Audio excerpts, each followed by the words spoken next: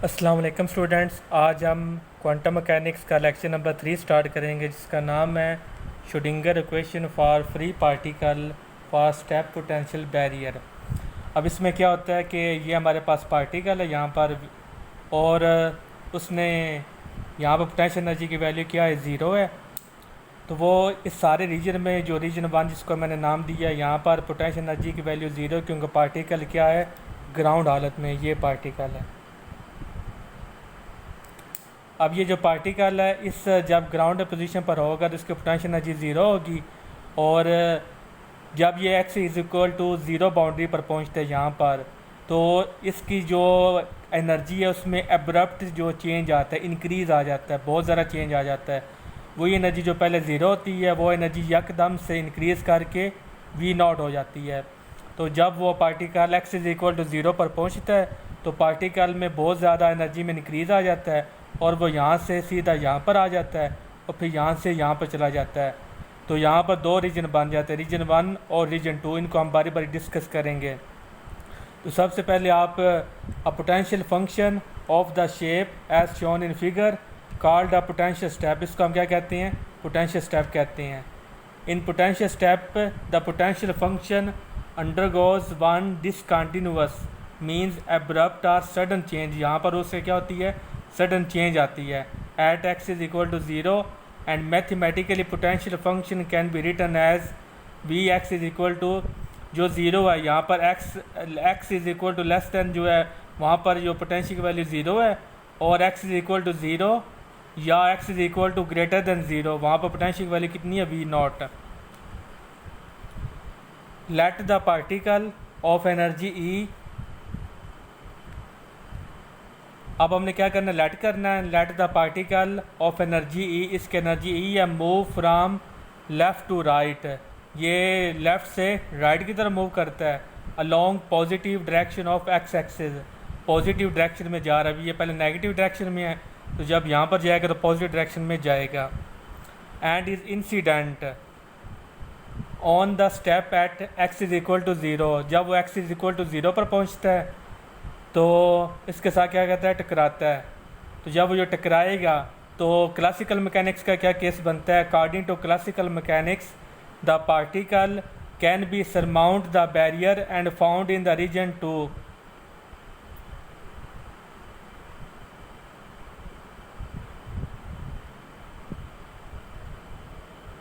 तो वो कहता है कि जब यहाँ पर आता है तो यहाँ पर जो एनर्जी है वो उसमें सडन इंक्रीज होता है। तो क्लासिकल मैकेनिक्स के मुताबिक क्या होता है कि पार्टिकल जब यहाँ पर पहुँचता है तो सडन इंक्रीज हो जाएगा, वो क्या करेगा, सरमाउंट कर जाएगा, इस बैरियर को क्रॉस कर जाएगा और रीजन 2 में दाखिल हो जाएगा।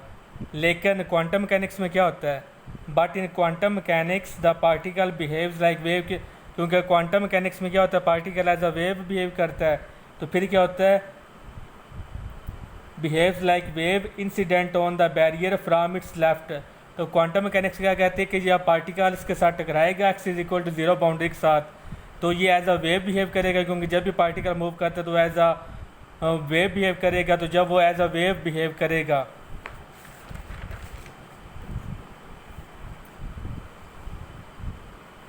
तो फिर क्या बनता है, in this case the particle will face partial reflection and partial transmission at x is equal to zero.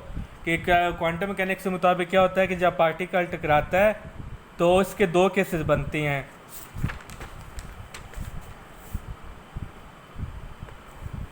जब पार्टिकल टकराएगा क्योंकि एज अ वेव बिहेव कर रहा है, जब एज अ वेव बिहेव करेगा तो जो पार्टिकल है वो कुछ ना कुछ वो रीजन 2 में चला जाएगा, और कुछ जो उसकी वेव्स हैं वो टकरा कर वापस आ जाएंगी। ये नहीं होगा कि पार्टिकल यहाँ पे आया और यहाँ से ऊपर चला गया, नहीं, क्योंकि वो एज अ वेव बिहेव कर रहा है। तो जब एज अ वेव बिहेव करेगा तो कुछ वेव्स, ये वेव का पोर्शन है वो ट्रांसमिट होकर रीजन 2 में चला जाएगा, और कुछ जो रिफ्लेक्टेड होकर रीजन 1 में वापस आ जाएगा।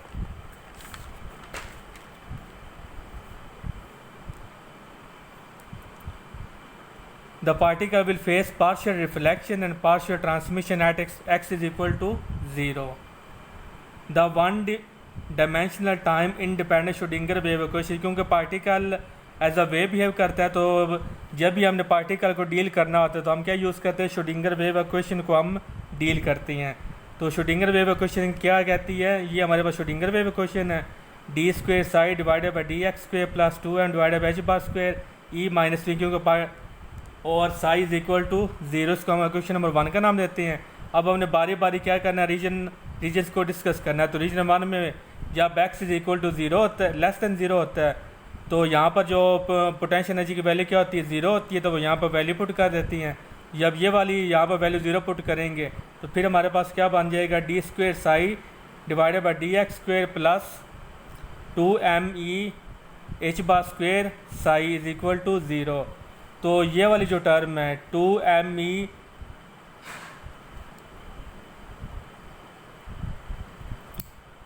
Divided by h bar square psi 2me divided by h bar square, इसको हम कहते हैं k1 स्क्वेयर के इक्वल है। कैसे इक्वल है ये हम प्रूव करते हैं कि हम जानते हैं कि k is equal to 2 pi over lambda होता है, ये डी ब्रोले वेवलेंथ कहती है। तो लैम्डा की वैल्यू पुट कर दी, लैम्डा की वैल्यू क्या होती है h ओवर p, तो जब h over p value put की ये p ऊपर चला जाएगा तो 2 पाई p डिवाइडेड बाई h बन जाएगा। तो p की वैल्यू हमने पुट कर देती हैं कि p की वैल्यू क्या होती है 2me और square root divided by h। तो ये हमारे पास k का एक्सप्रेशन आ गया। तो जब k का एक्सप्रेशन आ गया तो अब हमने जानते हैं कि जो e है वो हाफ एम स्क्वायर के इक्वल होता है। ये हम p की वैल्यू यहाँ से निकालेंगे कि p वैल्यू p कैसे 2me का स्क्वायर रूट के कैसे इक्वल होता है, वो यहाँ से हमें पता चलेगा। तो हम m से मल्टीप्लाई भी करवाते हैं और डिवाइड भी करवाते हैं। तो mv का किसके इक्वल होता है, p के, तो m स्क्वायर v स्क्वायर किसके इक्वल हो जाएगा, p स्क्वायर के डिवाइडेड बाय 2m हो गया। तो यहाँ से डिवाइड हो रहा है, वहाँ पर जाकर मल्टीप्लाई हो जाएगा, p square is equal to 2me। तो जब हम स्क्वायर रूट लेंगे तो हमारे पास एक्सप्रेशन आ जाएगा 2me का स्क्वायर रूट।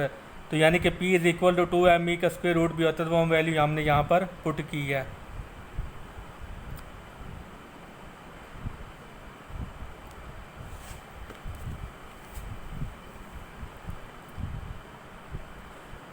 तो k is equal to 2me और हमने h की वैल्यू पुट की, h की वैल्यू क्या होती है h ओवर 2 पाई, और वो किसके इक्वल होता है h बार के। तो k के जब स्क्वायर लेंगे तो वो क्या बन जाएगा 2me divided by h bar square, ये स्क्वायर रूट ख़त्म हो जाएगा और इसका स्क्वायर आ जाएगा। तो हैंस प्रूव्ड, ये हमने प्रूव कर दिया कि k हमेशा किसके इक्वल होगा 2me divided by h bar square. तो कुछ बच्चों को गलत फहमी होती है, वो कहते हैं कि हमने ऐसे ही ये जो जब हम यहाँ पर एक्सप्रेशन पर पहुँचती हैं तो टीचर्स क्या करते हैं, वो कहते हैं कि लेट हम इससे को k कह लेते हैं। तो स्टूडेंट्स भी ये कहते हैं कि हमने वैसे जैसे मैथ में सपोज करते हैं तो हमने वैसे ही इस एक्सप्रेशन को सपोज कर लेते हैं। इस एक्सप्रेशन को हमने सपोज नहीं किया, बल्कि ये किसके इक्वल होता है, ये हमेशा k के ही इक्वल होगा, इसलिए हमने इसको k के इक्वल पुट करती हैं। ये हमको सपोज नहीं करते, ठीक है। ये मैंने अभी ये सारा प्रूफ करके आपको दिया है। तो जब भी हम श्रोडिंगर वेव इक्वेशन को यूज़ करते हैं तो हम उसका जनरल सोल्यूशन ढूंढते हैं। तो सपोज करते हैं उसका जनरल सोल्यूशन है e की power i k 1x plus b e की power minus i k 1x। ए और बी हमारे पास क्या कांस्टेंट, और इनकी वैल्यू जब भी कांस्टेंट की वैल्यू मालूम करनी होती है तो हम क्या यूज़ करते हैं, बाउंड्री कंडीशन में यूज़ करते हैं। तो अब हमने रीजन 2 के लिए हम जो श्रोडिंगर वेव इक्वेशन लिखेंगे, जो रीजन 2 उसमें श्रोडिंगर वेव इक्वेशन क्या बनेगी, क्योंकि रीजन 2 में पोटेंशियल एनर्जी किसके इक्वल होती है वी नॉट के, तो फिर हमारे पास यही एक्सप्रेशन रहेगा। और जैसे हमने पीछे मैंने वो प्रूफ किया था कि 2me minus v not divided by h bar square, same ये एक्सप्रेशन भी के ही इक्वल होता है। तो इसमें बस ये वी नॉट का चेंज आता है, तो ये एक्सप्रेशन भी के इक्वल होता है, तो हमने वो पुट कर दिया। कन्फ्यूजन से बचने के लिए हमने पहले को k1 कह लिया, इसको हमने k2 कह लिया। तो इसका भी हम जनरल सोल्यूशन ढूंढेंगे। The general solution of equation 4 is ये बन गया। तो यहाँ पर मैंने आर का सबस्क्रिप्ट यूज़ किया ताकि एक वो दो रीजन बनते हैं, एक लेफ़्ट रीजन और एक राइट रीजन, तो मैंने ये सबस्क्रिप्ट यूज़ किया है। तो इसमें जो सी एंड डी ये भी कांस्टेंट, इनकी वैल्यू हम श्रोडिंगर वेव इक्वेशन से यूज़ डिटरमिन करेंगे। ये पार्ट 1 था हमारा ये टॉपिक का, इसका नाम है Schrodinger wave equation for free particle for step potential barrier.